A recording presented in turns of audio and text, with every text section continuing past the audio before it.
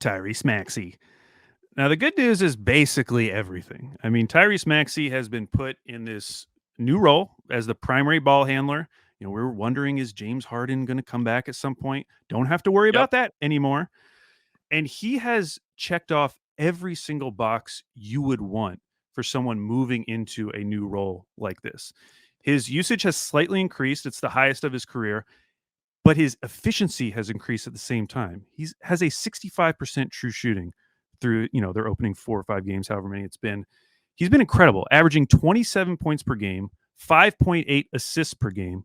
I went back and watched all his assists, and to be honest, like most of them are pretty straightforward passes, but he creates so many of those passes ended up being easy because he was putting so much pressure on the defense, especially like in transition. Like when he gets the ball, he is out sprinting. He's moving so fast. And a lot of times that would just lead to him being able to make a super easy pass out to someone like DeAnthony Melton or something for a wide open three.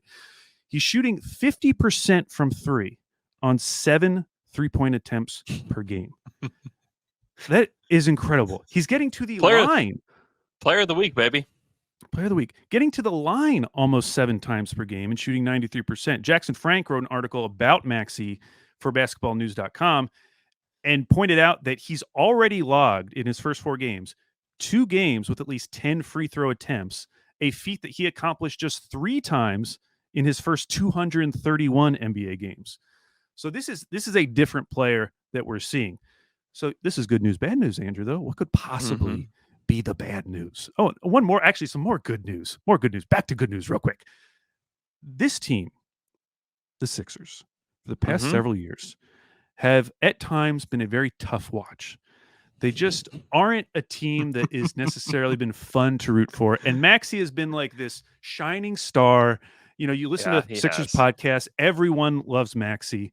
And it's like Maxey, as long as Maxey is there, I can stand watching this team, following this team, because he brings so much joy.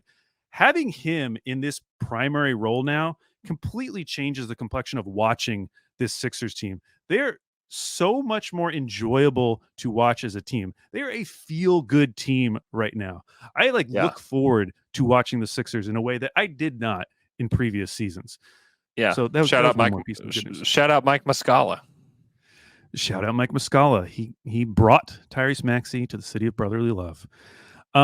Okay, bad news. One that's not really bad news. It's just I would like to see more. He's taken 7 threes per game. Why? Why isn't it more? Why isn't it more? Do you know how many guys? It's not enough, Andrew. He's such a good shooter. Why is he only taking 7 a game? Do you know how many players in the league take more threes than Tyrese Maxey? What would you guess off the top of your head? More than 7 per game? 26. That was very close. It's 23. 23. Okay. It shouldn't be 23. It should be like 10 max. He should be shooting. But he's got to get downhill too. He's so fast. No, shut up. Listen to the guys who are around 9 threes per game. Yeah. Zach LaVine, Tyler Hero, CJ, Max Strus, Keegan Murray, Larry Markkinen, Tim Hardaway Jr. Why is he not in that group? He can take 9 threes a game. He's amazing. And it's not like, I know he's not going to shoot 50% from 3 this entire season. But you look back, I mean, he shot like 43% from 3 last year. I just think there's still more to be gained here from Tyrese Maxey shooting.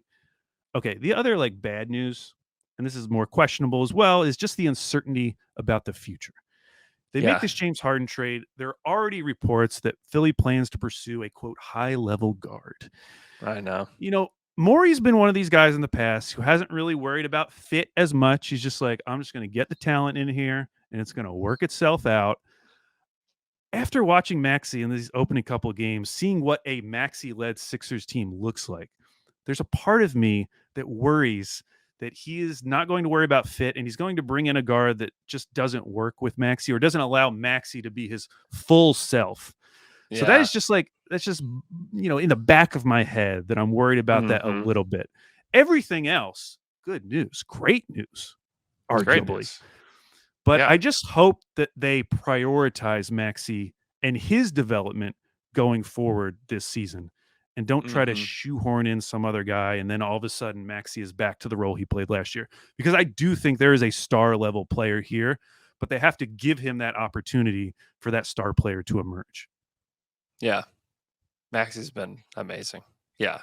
Without him, things would be very bleak. in Philly. Although they do have Kelly Oubre, so still watchable there. But you got the combination of Oubre and Maxey. That was a great night of basketball. Yeah, that's a great night of basketball.